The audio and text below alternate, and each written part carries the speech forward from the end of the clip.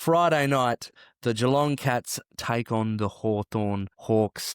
The Kennett's curse. Ooh, taking it back to those days. What are we feeling about this? We know plenty of classic Easter Mondays, but I've enjoyed in recent years as the Hawks have gotten back into some sort of competitive form. They've had some good games over the recent times, but what are your thoughts on this one? This is one of the dream matchups, Sam, in a final. We know the history of these two clubs. Yep. We know 2008, Hawthorn, before their time, beat the Cats, who almost looked like the Bombers of 2000, just an untouchable force of nature. And since then, Kennett's curse was put on the Hawks. They weren't able to beat Geelong. What was it, 13, 14 straight games? They weren't able to beat them. And then in a prelim final, the Hawks get up and qualify for the 2014 grand final and win it. So we know the history. We know that these are always pretty close games. Easter Monday clashes, some great games. Jimmy Bartel hitting the post, Hawkins from long range. There's just been some great games against these two clubs.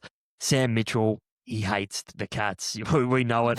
And now he gets to coach against them too in a final. I just think the stage is set.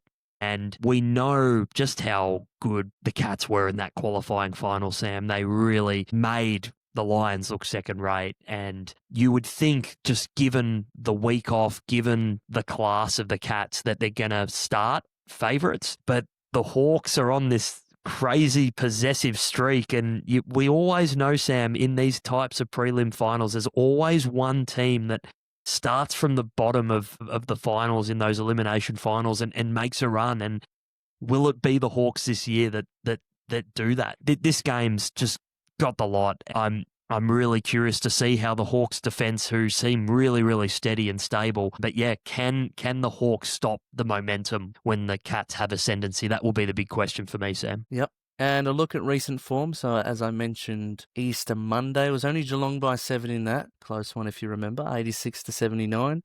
The two before that, last season, Geelong by a bigger margin. So they've brought it back in the last couple of ones, but obviously Geelong still have a fair amount of chockies from recent encounters. And Cats have had the week off, so they've had a chance to recuperate. Of course, getting that extra week, we know how powerful it is, and I feel the Cats will be somewhat relaxed. It's even Steven, I think, the playing field at the MCG for both of them. It's going to be a thriller. This is going to be very good to watch.